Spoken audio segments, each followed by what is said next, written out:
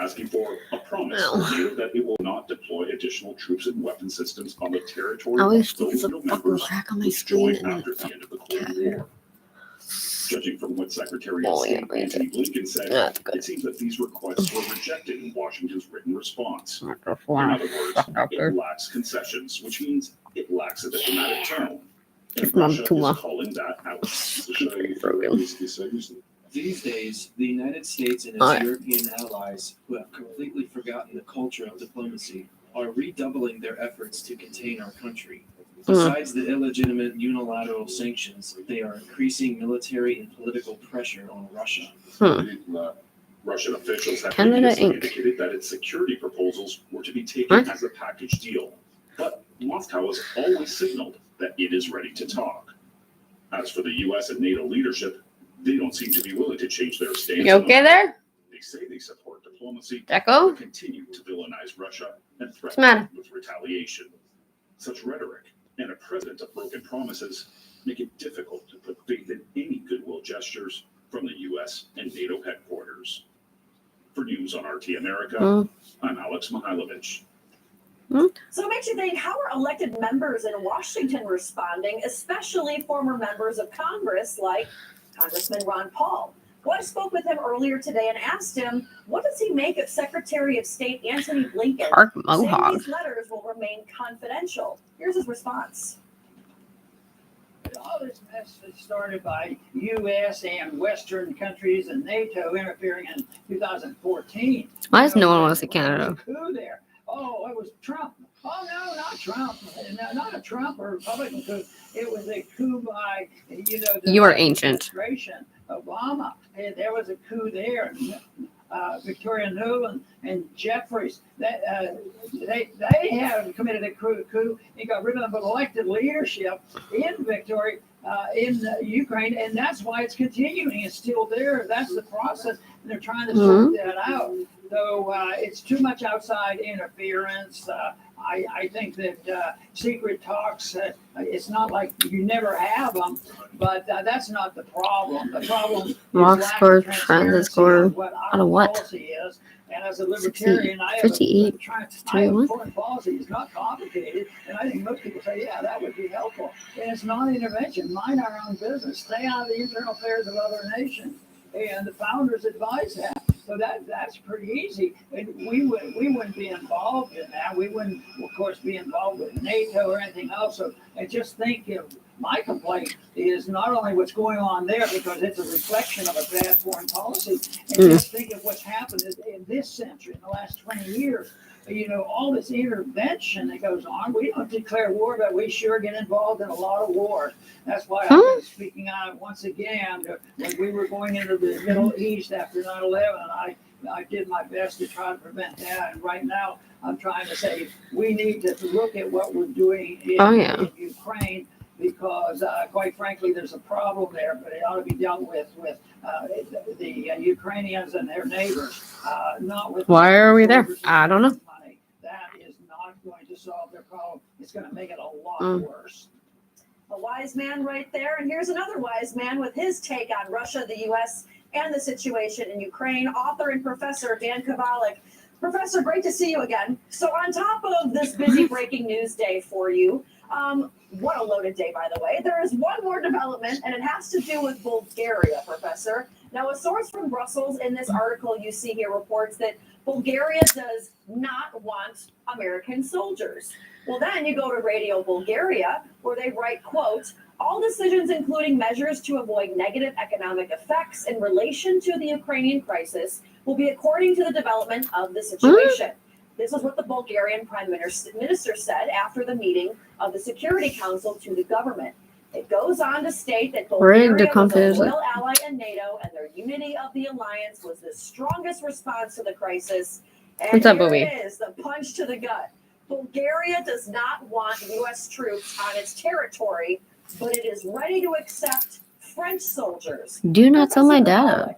First it was Germany, now it's France, now Bulgaria saying, no. What do you think this all says? What? Look, Europe does not want war.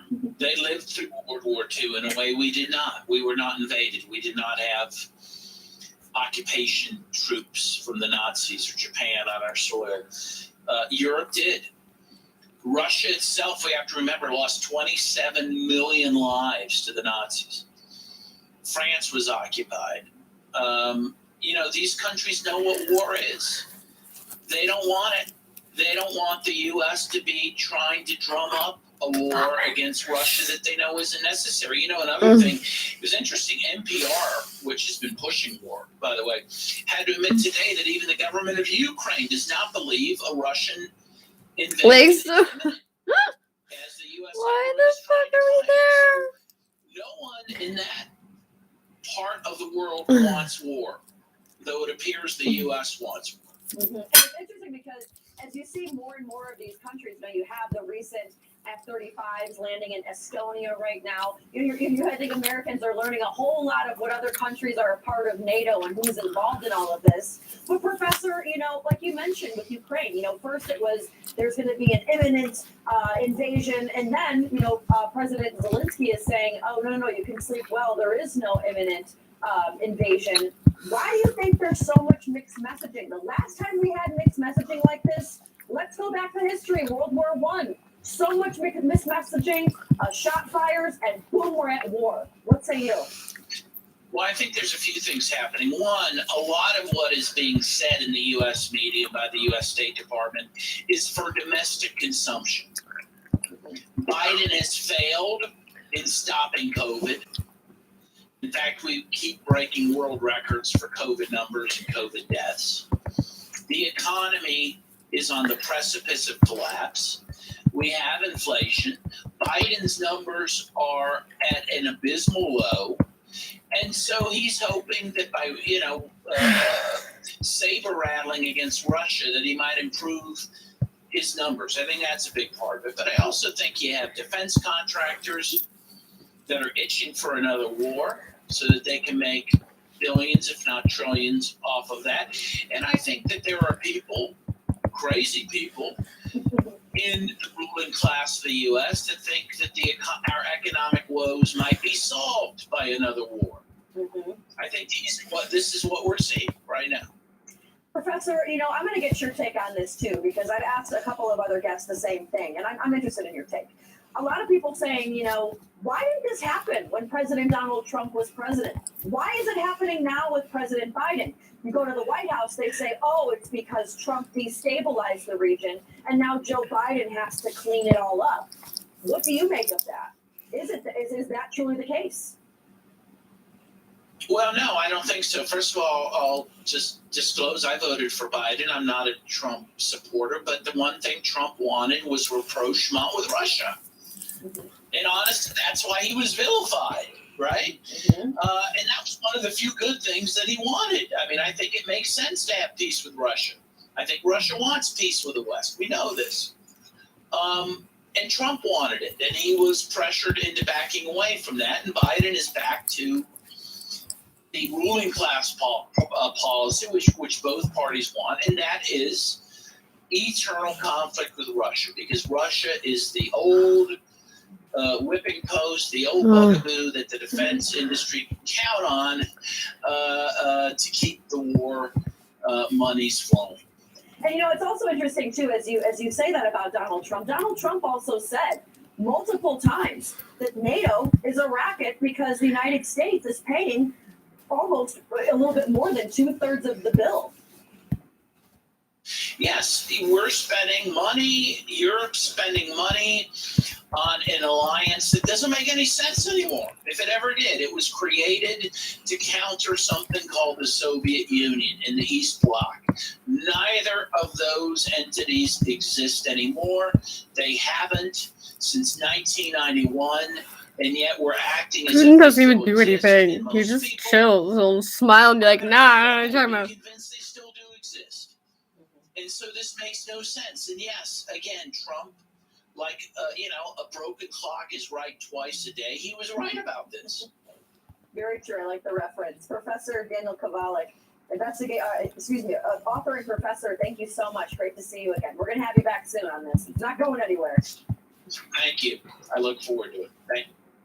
Tonight, we're going to break down the other breaking news of the day. There's more. Supreme Court Justice Stephen Breyer announcing he's going to retire. Our power panel joins us next to discuss who's going to take his place. In the meantime, make sure you download our portable TV app where you can catch everything from this show or any other one on the network. We've also got live sports and a whole lot more 24/7 in the palm of your hand. It's TV as it should be. We'll be right back.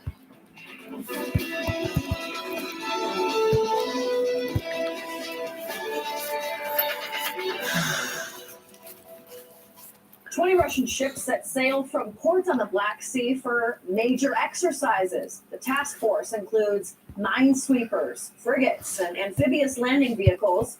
Well, these exercises, they're happening at the same time as Russia's northern fleet is conducting exercises in the Barents Sea. Now, this is NATO members are continuing to express alarm at potential NATO mobilizations in Ukraine as well as Eastern Europe. We have our T's Peter Oliver with the latest on all of this. Croatian President Zoran Milanovic making some mid-century comments on Tuesday. He said that if there is a conflict between Ukraine and Russia, he would order the Croatian troops to pull out of deployments that they're involved in with NATO. Now, this was a statement that's not only Holy shit, the rice is really good. gone down particularly well in NATO headquarters, it's also unlikely to have gone down particularly well in Ukraine either, because Mr. Milanovic also went on to say that the 2014 Maidan revolution in Ukraine was a coup, and he said that Ukraine had absolutely no business in joining NATO. Not only will we not send troops, but if there is an escalation, we will withdraw every last Croatian soldier. Everything is happening on Moscow's doorstep, so it is necessary for an arrangement to be found that will take into account Russia's security interests. I worked in the European Council when the democratically elected President Yanukovych, a scoundrel who sat on 3 chairs, was overthrown in a coup. It was encouraged primarily by the EU and the United States. We're obliged to beef up our presence, NATO presence on the Eastern Front. Those forces in high alert they're part of a NATO operation, not a sole U.S. operation. Which was a lot more diplomatic here in Berlin on Tuesday as the Chancellor Olaf Scholz welcomed French President Emmanuel Macron to discuss further how to calm down, how to take the heat out of the tension surrounding Russia, NATO, and everything to do with Ukraine. Now, the two of them used their press conference to emphasize the importance of continuing dialogue. The French president saying he would never give up on dialogue. However, he did say that there would be a high cost if there was any aggression. Also emphasizing the importance of it being good to talk with Olaf Scholz, but he did also use his time at the podium to say, then to again clarify that Germany will not be sending any weaponry to Ukraine. Also talking about this ongoing situation in Europe on Tuesday, over in London was Boris Johnson, the British Prime Minister. He was speaking in Westminster to Parliament, and he said that essentially diplomacy was the only way that there should be a solution. He said he'd be having further calls, further contact with the Russian President Vladimir Putin, and it was important to listen to the concerns that Russia had. However, he did say that if there was an invasion of Ukraine by Russia, that it could well end up being resulting in the worst bloodshed that had been seen in Europe since World War II, and it wouldn't end well for Russia. There is nothing new about large and powerful nations using the threat. I do that every time I finish one. I caught myself twice though. There's also major military, major navy war games underway in the Mediterranean. Those NATO drills surrounding the rice is really good, by the way. The American aircraft carrier, the USS Harry Truman. They're ongoing in the Mediterranean. There was also promises really good from the Netherlands, Spain, and Denmark to send military hardware to the east of the the NATO alliance. The search for a diplomatic solution moves to Paris on Wednesday, and Normandy format talks will be taking place in the French capital. It's the first time that this type of talks have taken place since 2019. What that means is representatives of the Russian government, the Ukrainian government, the German and the French governments will meet to try and find a solution. The breaking news of the day isn't over, folks. Hours ago, we learned that Supreme Court Justice Stephen Breyer plans to retire. Now, Breyer has served as a liberal voice on the high courts for more than 2 decades. He was first nominated by then-President Bill Clinton back in 1994, and Breyer plans to stay on until the end of the term and until Congress confirms a replacement. So who will that next person be? We have a couple ideas. We're going to head over to our power panel, Democratic commentator Jonathan Harris, and new to the show, Paul Chabot, former White House advisor and Navy Reserve intelligence officer. Gentlemen, great to see you. Mr. Chabot, you're new to the show, so we're going to give you the warm welcome first. White House Press Secretary Jen Psaki says President Joe Biden plans to replace Justice Breyer with a black female judge. This would make her the first African-American woman on the Supreme Court. Your thoughts on all of that right now? Yeah, thanks so much for having me. Great to be with you. Obviously, I won't be commenting on behalf of Navy or DOD, more as a veteran and prior White House staff. So obviously, I'm a conservative Republican. We know what's going to happen in this court. You may swap a liberal for a liberal. The overall court makeup will not be made. I think the fight in the Senate is here to be had. We've seen this can be pretty nasty with these prior confirmation hearings. But I will tell you what, as an American, the thing that bothers me most is the divisiveness of the left. We continue to see segregation on people based on race or color or any other matter. And so for the president to outright say he's going to pick somebody based on race is in itself racist and disgraceful and has no place in our country today. And so we're down this road. It's a slippery slope. We want to choose the best people based on character, as MLK had said so famously. Now, Jonathan, he makes a great point. The court is already, though, a 6-3 majority conservative-leaning judges. But does this kind of make a little bit of, does this make a difference when talking about an African-American woman when we have had black men justices, just like Thurgood Marshall and Clarence Thomas? Why not, for example, an Asian, an Indian, a Pacific Islander, a Mexican? Why jump to what race the judge will have to be soon, do you think? It's super interesting when you talk about this kind of the racial conversation, because you have people, particularly on the right, saying race doesn't matter, and then proceeding to get upset because race was mentioned, meaning it obviously does matter. If it doesn't matter, then who cares who he appoints as long as the person is qualified? I think the point is, and I don't know how to say this without being rude, but it's interesting and kind of rich to have a white man say that race doesn't matter, white males being the only people who have never had to fight for any representation or rights in this country. So I'm sure you think it doesn't matter because you've never actually had to worry about that. But for other people who have had to fight for civil rights and so on and so forth, it is important. It is important to have that representation. And as long as the person is qualified, a lot of people have been talking about Judge Jackson. She's already been through the vetting process, elevated by Biden, interviewed by Biden. As long as the person's qualified, she's a Harvard Law graduate, I believe, it doesn't make any difference in terms of qualification, but in terms of representation and the idea that in a country of 330 million people plus, on issues that affect all of us, yes, their race and their gender does matter. Their age matters. It matters what you bring to issues that you're going to decide on in a very diverse country. So, yeah, the race matters. No, that's not racist. No, that's not segregationist. And if you think it is, you need to go look at what those words mean. All right, now, Paul, I promise you, Jonathan's great. He doesn't fight hard, but I'm going to give you a chance to respond. Especially, we've got a white guy, we've got a black guy. Paul, your response, and let's go back to Republicans though to kind of counter Jonathan's point too, because I like to challenge both of you. You have Republicans, Jonathan. Granted, this is an election. When it was the Democrats, it was a bunch of white dudes on the stage. At least Republicans, they had the likes of Herman Cain or Ben Carson. Paul, kind of your response though to Jonathan. It's just disappointing, and I think it shows the division in the country today that has grown because of the separation of where we actually put people's race above character. We look at people based on the color of their skin. I'm a first-generation American, raised poor, went through drug rehab at the age of 12, picked myself up by the bootstraps. No privilege here, my friend. I've worked hard 20 years in the U.S. Navy. So when we look at the military, it's about the breadbasket of this country. Remember, America is a melting pot. You come here to become part of the fabric. You don't break out to become your own sort of color identity to create a separation in this country. And that's exactly what the Biden administration does. Its poll numbers are deplorable, and Americans don't like it.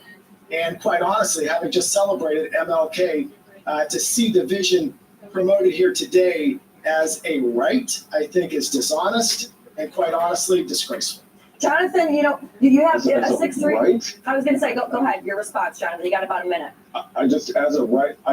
It's also funny when, I don't, it's hard because we don't know how to have these conversations, but you have elephant in the room. For a white Republican male to bring up MLK to talk about why a black woman should not be appointed to the Supreme Court. Republican male. Well, couldn't I identify right now as something else for the Democrat ideology? You're looking at me based on the color of my skin, and that in itself is racist and disgraceful. Okay, terrific. I didn't interrupt you. I'm going to go ahead and ask you that you do the same for me. What I'm saying to you is you are a white Republican male. An orange is an orange and an apple is an apple. It's okay to call them that. That's not a bad thing. Talking about race and gender and age and all those things, it's not bad. Americans just don't know how to do it. What I'm saying is you're referencing MLK, which is ridiculous because you said bootstraps. MLK very clearly and eloquently talked about saying that a man should pick themselves up by their bootstraps when they don't have any boots is laughable. What I'm saying is in the United States, and I know that Republicans like to pretend it's not true, racism is a factor. It is what the country was built on,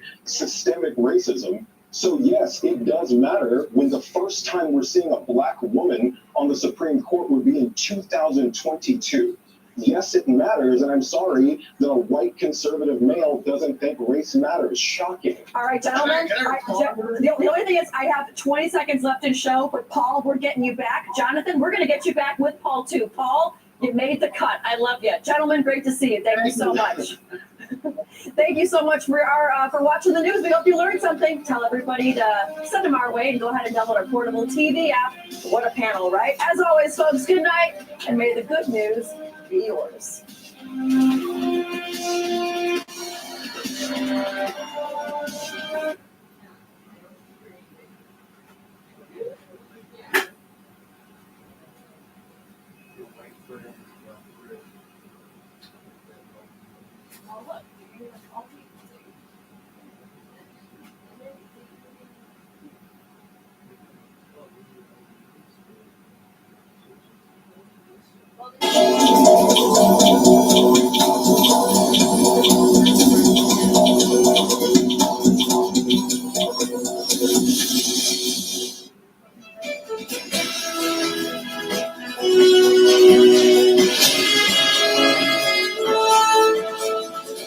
Good evening and welcome to Gravitas. I'm Pankisha Gopal. Let's get started.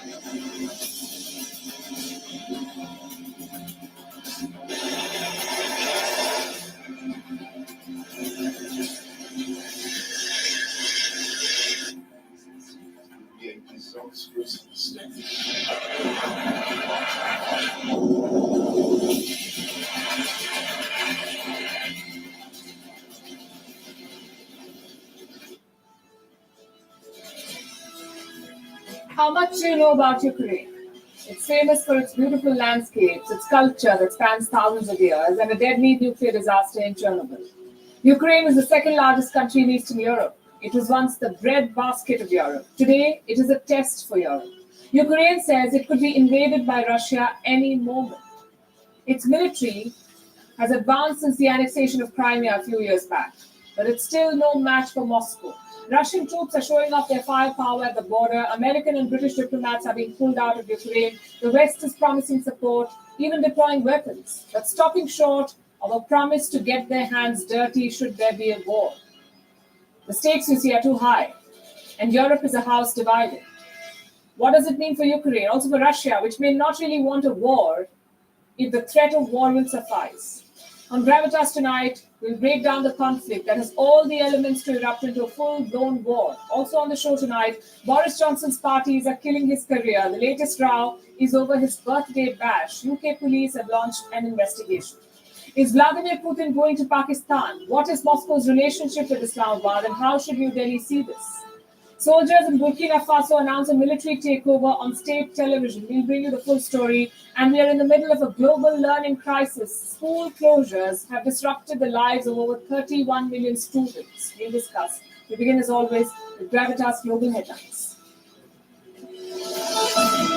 COVID-19 cases in India continue to decline after reporting more than 300,000 COVID-19 cases for 5 consecutive days. The daily COVID count drops to a little over 255,000, 16% lower than the day before. The daily positivity rate has dropped to 15.5% from 20.75%. North Korea fired 2 cruise missiles into the sea off its east coast, says South Korea's military. All this amid rising tensions over a series of weapons tests. North Korean leader Kim Jong-un has vowed to bolster the military, warning he could lift a moratorium on testing atomic bombs. In a possible turning point in efforts to salvage the 2015 nuclear accord, Iran, for the first time, says that it is ready to consider direct talks with the United States if it can get a good deal with guarantees. This after the US reaffirmed it is prepared to hold direct talks with Iran over its nuclear program. Millions of people were left without power after a massive blackout hits 3 Central Asian nations, Kazakhstan, Uzbekistan, and Kyrgyzstan. After a major power line in Kazakhstan was disconnected, Uzbekistan suspends electricity exports to Afghanistan amid the power disruption in the country. Kurdish-led forces say they raided part of a prison seized by Islamic State fighters in northeastern Syria and forced at least 300 militants to surrender. This after the United Nations Children's Agency called for the evacuation of nearly 850 children held in the complex with militants and other families, saying their safety was at risk. The Istanbul airport, which was Europe's busiest last year, suspends all flights following a heavy snowstorm that has blanketed Turkey's biggest city. Meanwhile, rare snow also paralyzed most parts of Greece, leading to school closures, shutting down vaccination centers, and even the parliament in Athens. Some 23 cases of COVID-19 have been recorded among the crew of an Australian ship carrying aid to disaster-hit Tonga. This as Tonga tries desperately to avoid a COVID outbreak on its soil as more humanitarian aid arrives in the Pacific region. The world's most powerful telescope has arrived at its cosmic parking spot 1 million miles away from Earth, says NASA. The James Webb Telescope has the potential to unravel mysteries of the universe and peek back further into time than ever before. Rafael Nadal is just 2 wins away from a record-breaking 21st Grand Slam title after a 5-set win over Denis Shapovalov at the Australian Open. Nadal survived a tough test against the 14th seed and will now face world number 7, Matteo Berrettini, in the semi-finals. Women's world number 1, Ashley Barty, will battle Madison Keys for a place in the title clash after the American upset reigning French Open champion Barbara Krejcikova. 2019 Tour de France winner Egan Bernal is in intensive care after undergoing surgery on his spine following a serious crash suffered while training in his native Colombia.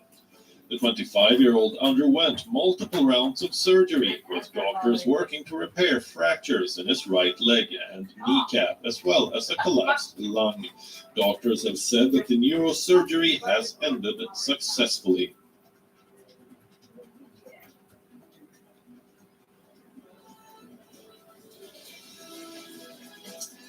Vladimir Putin is proving to be an enigma for the West. 106 days ago, Russian troops lined up on the border with Ukraine. 3 months and 2 weeks later, the West still cannot figure out what they're up to. So they're doing what they know best, prepare for war.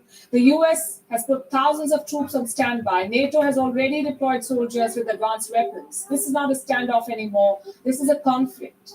No side is ready to de-escalate. Both sides are drawing up battle plans. The United States has put 8,500 troops on standby. They can be dispatched to Europe at a moment's notice. The Secretary of Defense ordered a number of U.S. troops. It's going to be up to 8,500 U.S. forces to be on a heightened alert and be prepared to deploy to Europe if needed and if warranted by NATO. Most of those troops would deploy as part of NATO's response force. NATO already has boots on the ground, 4,000 troops deployed in Estonia, Lithuania, Latvia, and Poland. They're split in multinational battalions and armed with tanks, air defenses, intelligence, and surveillance units. Ukraine, too, is expanding its reserve force. Civilians from all walks of life are joining, some as young as 21. They're being trained in basic combat, but it's going to be very tough to match Moscow. Russian troops have been firing shots and conducting drills. Ukraine says Russian mortars have been flying into their territory. We haven't been shooting for about 3 days. 3 days was the last time. All of a sudden, they opened up with grenade launchers and firearm. One mortar flew over and fell in the field behind us. 2 more hit between ours and the next position. The next 15 minutes, everything was quiet again. Why? What for? Nobody knows. And that's how it is around here. NATO, meanwhile, is reinforcing Eastern Europe with more ships and fighter jets. We are considering to further enhance our presence in the eastern part of the alliance. This could include the deployment of additional NATO battle groups. Let me be clear, NATO will not compromise on core principles. We stand for the right of each nation to choose its own alliances, and NATO's door remains open. No compromise is the message from NATO. How is Russia responding? With more troops. Russia has sent its Pacific Fleet forces to Belarus. Belarus shares a border with Ukraine. Earlier this month, Russian forces began deploying there. Russia and Belarus are stepping up their military engagements. They will hold joint military drills next month. The West sees Belarus as a staging ground for Russia now. If Moscow wants, it can target Kiev directly from Belarus. The US says Russia wants to turn this country into a permanent military base and deploy nuclear weapons along with soldiers. Russia, of course, rubbishes this. It has accused Washington of ratcheting up tensions. The situation doesn't affect talks. The talks are completed at the current stage. Before we understand how and when we will continue NATO talks, we need to receive this notorious text. We hope that this will happen this week. And on what is going on from the US side, either informationally or de facto, the rising tension. We talked yesterday about it a lot. Nothing changes. We are watching these actions of the USA with great concern. The whole world, in fact, is watching the actions of the USA. President Biden met a number of European leaders virtually yesterday, but he said little about the outcome of the meeting. I had a very, very, very good meeting, total unanimity with all the European leaders. We'll talk about it later. Thank you. Total unanimity, maybe a bit of a tall claim. Europe is evidently divided. The US and the UK are warning about an impending conflict, but their friends in Europe are still not sure. Britain believes Russia could launch what they're calling a lightning war. The intelligence is very clear that there are 60 Russian battle groups, about 60 Russian battle groups on the borders of Ukraine. The plan for a lightning war that could take Kiev is one that everybody can see. Johnson says Russia could take out Kiev, but Russia could win this without firing a single bullet. Ukraine is no match for it, and Ukraine's allies can't seem to agree on how to proceed. Wars, you see, are not won by weapons alone. You need commitment and conviction, and Europe is showing neither. Mark Twain once said, God created war so that Americans would learn geography. Prophetic words. Americans did learn some geography through wars in Afghanistan, in Iraq, in Libya. The question is, do they want a lesson on Ukraine? I'm not talking about military assistance or deploying soldiers to Eastern Europe. That's deterrence. I'm talking about fighting a war. Will US soldiers get down in the trenches? Will America fight Russia? It's a complicated question. Washington has just wrapped up a failed military campaign in Afghanistan. Does Joe Biden have the appetite to start another one? And if he does, will his allies back him? Here's what the president said last month, and I'm quoting. The idea that the US will unilaterally use force to confront Russia invading Ukraine is not on the cards right now. We have a moral obligation and a legal obligation to our NATO allies under Article 5. That obligation does not extend to Ukraine. Well, technically, he's right. Ukraine is not a NATO member yet, so America is not legally bound to fight Russia. They can try deterrence. They can train and arm Ukraine, but they don't really have to wage a war themselves. Having said that, we are talking about a superpower, and superpowers do not run away from a fight. If they do, they won't hear the end of it. Case in point, the withdrawal from Afghanistan. So this is not just a military question for America, it's a question of prestige. After a string of foreign disasters, Joe Biden needs a win. And to do that, he needs his allies together. He needs the NATO to back him. Unfortunately, that is not the case. Last week, Britain dispatched military aid to Ukraine, some anti-armor defensive weapons. I'll show you a map that shows the flight path of that delivery. They flew over Denmark and Poland into Ukraine. Why? To avoid German airspace. You can see the detour clearly. And this is not an isolated incident. Last month, Germany refused to send weapons to Ukraine. They also blocked the export of German-made NATO weapons. Clearly, Berlin is not 100% committed. And there are two reasons for that. Number one, Germany's dependence on Russian energy. And number two, their post-World War position against militarization. France has a different objection. President Emmanuel Macron sees this crisis as an opportunity, a chance to build his European army. This is what he told the European Parliament last week, and I'm quoting again. It's good that Europeans and the United States coordinate, but it's necessary that Europeans conduct their own dialogue.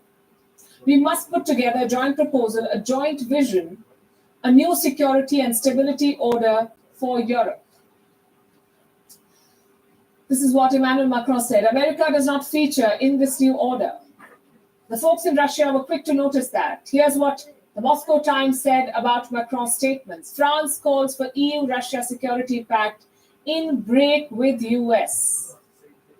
So Europe's big two are not convinced, France and Germany. And without their support, Joe Biden's position is much weaker. A, it would be a political disaster, probably strain their transatlantic ties forever. And B, because he needs European logistics.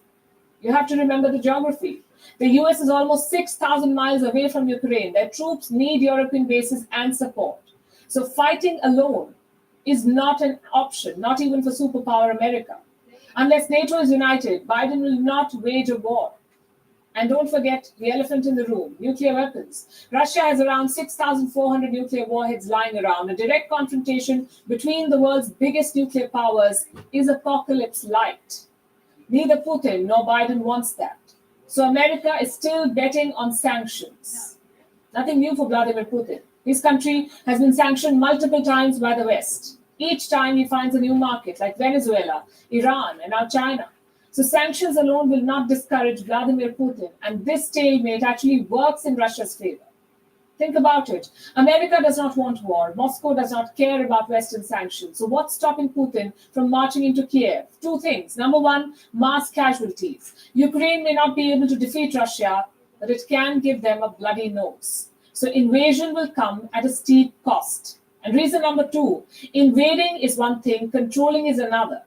Let's assume Putin marches into Kiev. Let's assume that he installs a puppet regime. What happens next? He's controlling a country that despises Russian control. So rest assured, there will be an insurgency.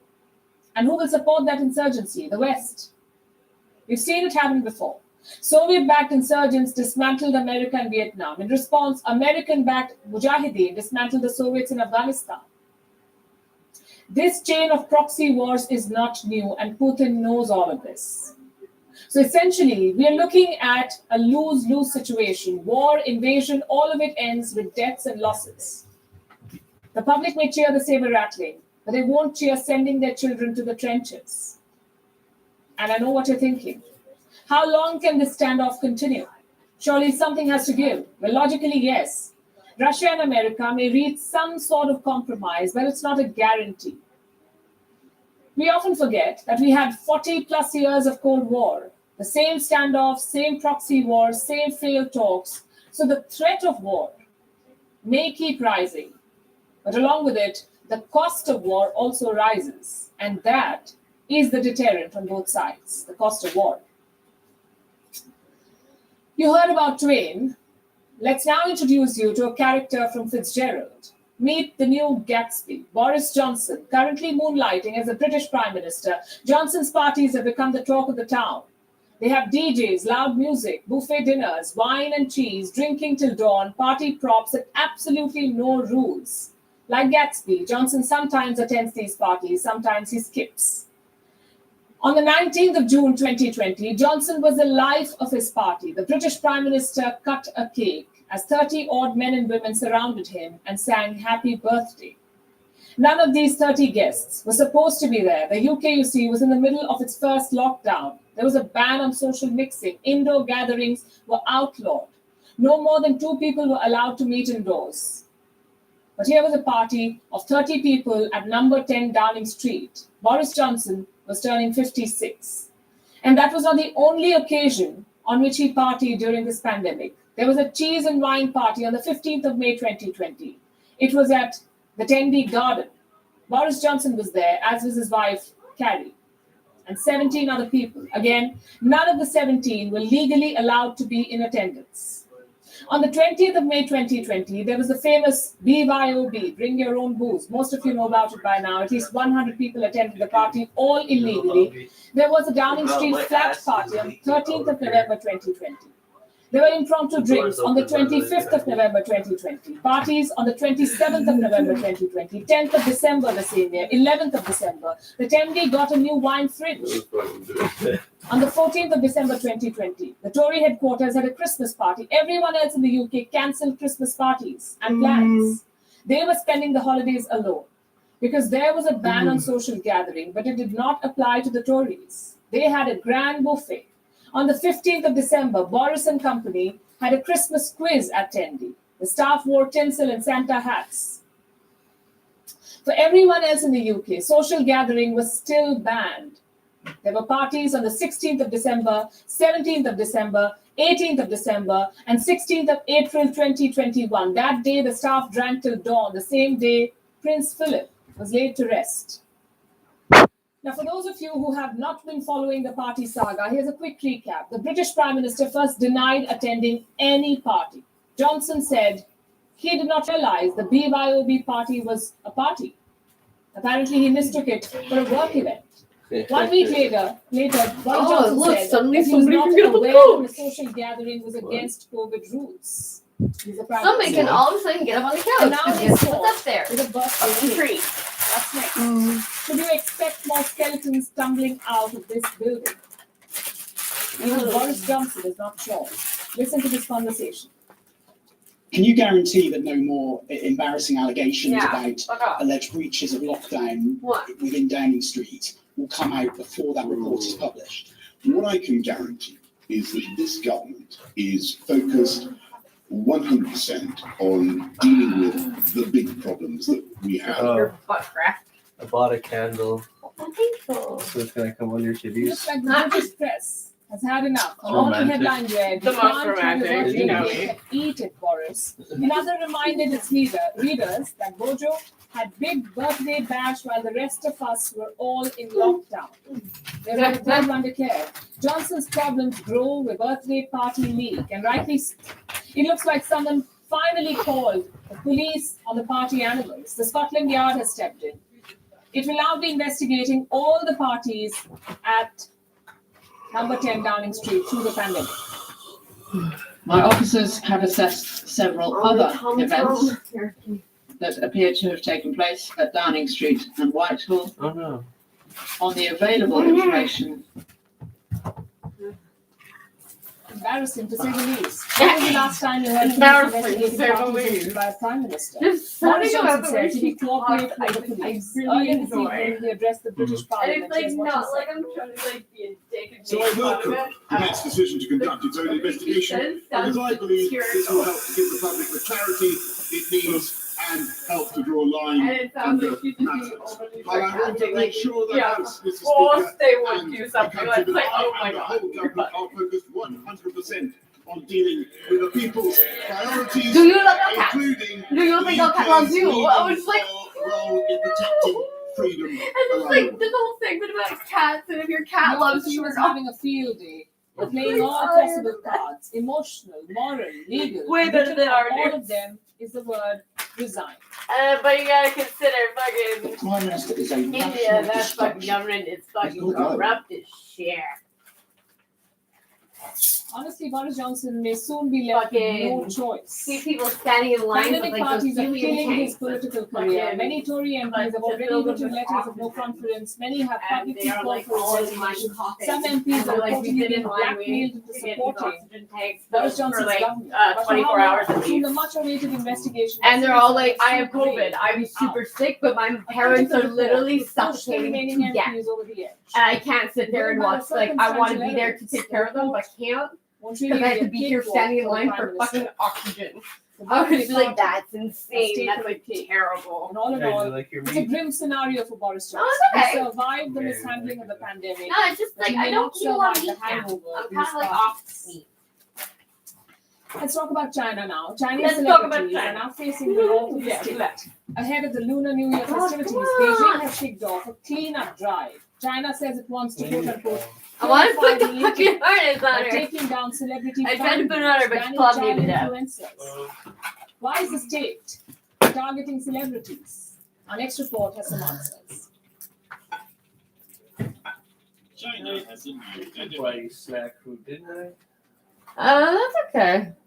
I have snack food there. Flex food? I just even said it in my head. Where did it go? Oh yeah.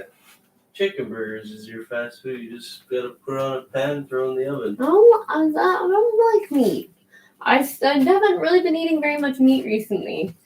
Oh man, I'm just saying it's like fast and at least it's like kind of like your fast food. So And actually, fucking like 40% of my diet's fruit.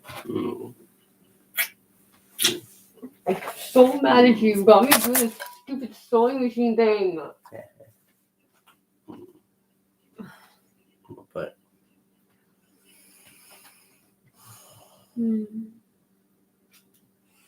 It's an issue millions of Canadians have been noticing over the past few weeks. Empty shelves at the grocery store. Those in the industry. It's nice. it's good. It's like a little stressful.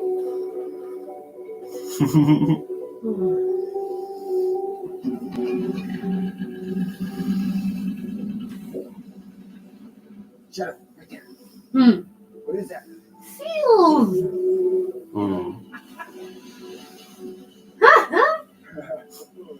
Alex Zero lives Now I feel like those girls are just getting like plowed, but then they're like they look up and their man's just watching TV. Oh, look, fucking seals.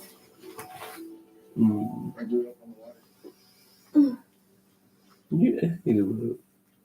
Oh, there were fucking seals on the rock.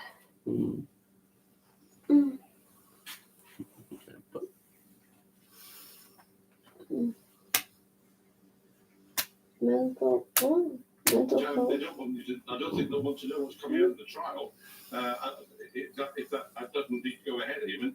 And as I say, I think it's going to be very damaging. Wait, And I think that this morning, Alice will be looking more at what Prince Andrew's doing. They're saying Prince Andrew Oh, expert speaks. Okay, I was like, expert speak to Prince Andrew or Andrew speaking again? Because kind of what got him into this whole mess was people were like, yo, be on the DL. And then he was like, I'm going to go do a news report with CBC. And they're like, fucking, he's just the most outrageous things. Like, is that you, not you in the picture? Like, holding that girl by her waist. He's like, I have no idea. I don't even remember that girl. And they're like, yeah, that's not good. Like, bad start.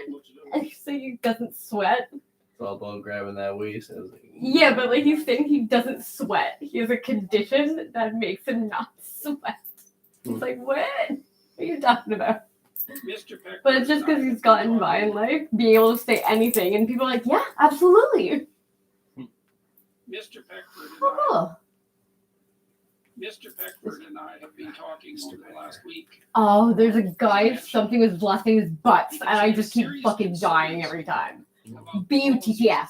No joke. Canadian government in relationship to the Canadian Charter of Rights, which was established as part of the Constitution Act in the 1980s. And he, as I said in the bio, is the only living minister.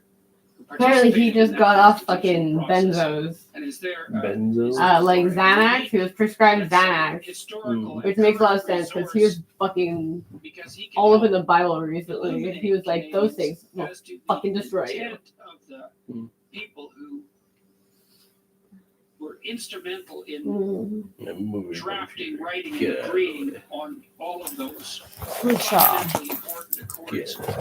So let's start by talking about what concerns are driving you to